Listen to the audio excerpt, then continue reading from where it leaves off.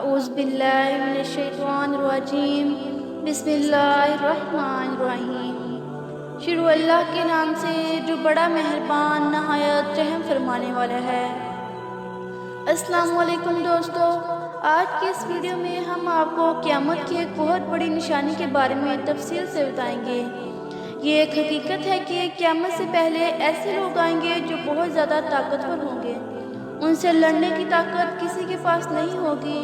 یہ زمین پر موجود سارا پانی پی جائیں گے، ہر قسم کی کھیتی اور پھل کھا جائیں گے۔ جو کچھ ان کے راستے میں آئے گا سب کچھ نیست و نابود اور تباہ و برباد ہو جائے گا۔ اس خونخوار قوم کے بارے میں ہم بچپن سے سنتے آ رہے ہیں اور آج اسی کے بارے میں اس ویڈیو میں ہم بات کرنے والے ہیں، یعنی یجوج مجوج۔ آپ نے یجوج مجوج کے بارے میں سنا ہوگا، لیکن جو تفصیل ہم آپ کو بتائیں گے شاید ہی آپ نے اس سے پہلے کبھی سنی ہو۔ اللہ تعالیٰ نے ان کا ذکر قرآن مجید کی سورۃ کہف اور سورۃ الانبیاء میں بھی فرمایا ہے۔ یجوج مجوج کون ہیں، یہ کیسے دکھتے ہیں، کہاں رہتے ہیں، یہ کب آئیں گے اور بہت کچھ۔ دوستو، دنیا میں 4 بادشاہ ایسے گزرے ہیں جنہوں نے اپنے وقت میں پوری دنیا پر حکومت کی ہے۔ پوری دنیا پر ان کی حکومت تھی، جن میں سے 2 مسلمان تھے اور 2 غیر مسلم تھے۔ کافروں میں نمرود اور وقت نصر، جبکہ مسلمانوں میں حضرت سلیمان علیہ السلام اور دوسرے ذوالقرنین علیہ السلام تھے۔ ذوالقرنین علیہ السلام کا نام سکندر ہے، حضرت سام بن نوح علیہ السلام کی اولاد میں سے تھے اور ایک بڑھیا کو اکلوتے بیٹے تھے، اور حضرت خضر علیہ السلام کے خالہ زاد بھائی تھے۔ آپ نے حضرت ابراہیم علیہ السلام کے ہاتھ پر اسلام قبول کیا اور کئی سال ان کی محبت میں رہے۔ یاد رہے، یہ نبی تو نہیں، لیکن ہاں ایک نیک انسان تھے جنہیں اللہ تعالیٰ نے اپنی ولایت عطا فرمائی تھی۔ قرآن مجید کی سورۃ کہف میں حضرت ذوالقرنین علیہ السلام کے 3 سفروں کا حال بیان کیا ہے۔ 3 زبردست سفر انہوں نے کیے۔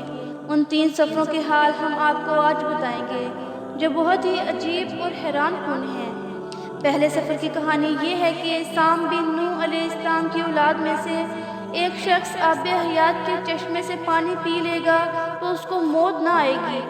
تو حضرت ذوالقرنین علیہ السلام اسی تلاش میں مغرب کی طرف سفر شروع کیا، اور آپ کے ساتھ حضرت خضر علیہ السلام بھی تھے۔ حضرت خضر علیہ السلام تو آب حیات کے اس چشمے تک پہنچ گئے اور اس کا پانی بھی پی لیا، مگر حضرت ذوالقرنین علیہ السلام کے مقدر میں وہ پانی نہیں تھا اور آپ کو آب حیات نہ مل سکا۔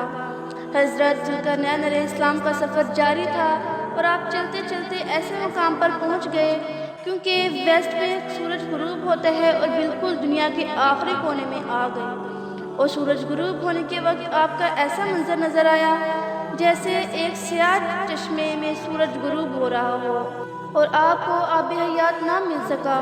حضرت ذوالقرنین علیہ السلام کا سفر جاری تھا اور آپ چلتے چلتے ایسے مقام پر پہنچے جیسے کہ سمندری سفر جو کرتے ہیں ان لوگوں کو ایسا لگتا ہے سورج سمندر کے اندر ڈوب رہا ہے، لیکن ویسٹ کے آخر میں آپ اتنا آگے پہنچ گئے جو دنیا کا آخری کونا تھا۔ وہاں ان کو ایک عجیب مخلوق ملی جو جانوروں کی کھال پہنے ہوئے تھے، اور ان کے سوا کوئی دوسرا لباس ان کے بدن پر نہ تھا۔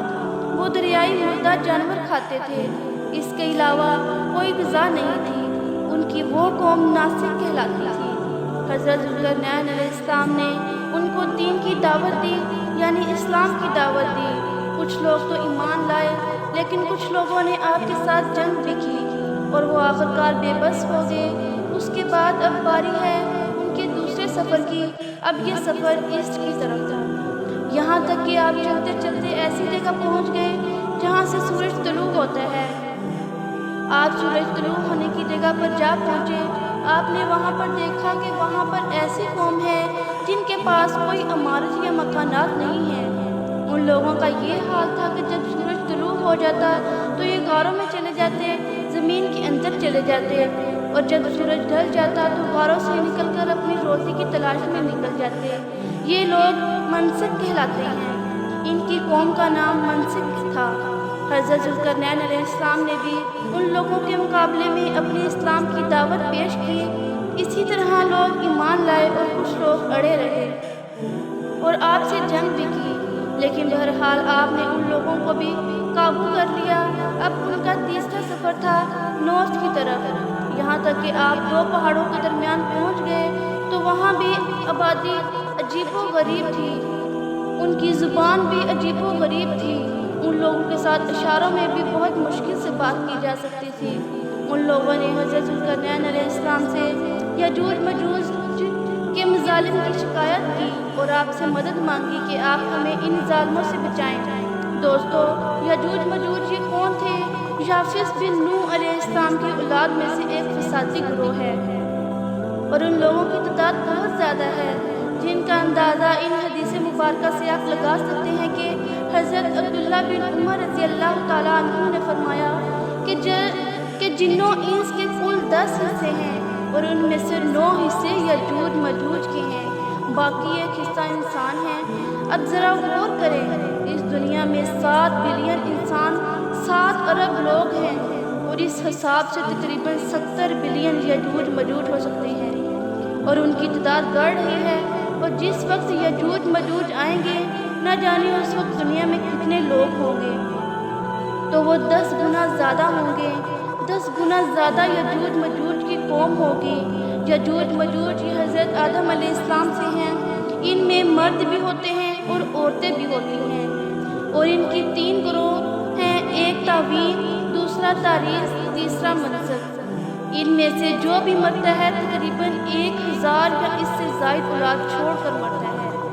یہ لوگ بہت خونخوار، وحشی اور جنگلی ہیں، کیونکہ جانوروں کی طرح رہتے ہیں، اور جب بہار کے موسم میں یہ لوگ اپنے گھروں سے نکلتے ہیں تو تمام کھیتیاں اور سبزیاں کھا جاتے ہیں اور خشک چیزوں کو لاد کر لے جاتے ہیں۔ آدمیوں، جنگلیوں جانوروں، یہاں تک کہ سانپ، بچھو، گرگٹ سب کچھ کھا جاتے ہیں، بڑے جانور سب کو کھا جاتے ہیں۔ جب حضرت ذوالقرنین علیہ السلام سے لوگوں نے فریاد کی، آپ ہمیں یاجوج ماجوج کے ان مظالم سے بچائیں، چاہیں تو اس کے بدلے آپ کچھ لے لیں۔ حضرت ذوالقرنین علیہ السلام نے کہا کہ میرے پاس اللہ کا دیا ہوا بہت کچھ ہے، مجھے کسی چیز کی ضرورت نہیں، مگر تم اپنی جسمانی محنت کے ذریعے میری مدد کرو۔ آپ نے کمال کیا کہ ان دونوں پہاڑوں کے درمیان آپ نے بہت بڑی، بہت گہری بنیاد کھدوائی، اتنا گہرا کھدوایا کہ اس کا اتنا کھدوا دیا گیا کہ اس میں پانی نکل آیا۔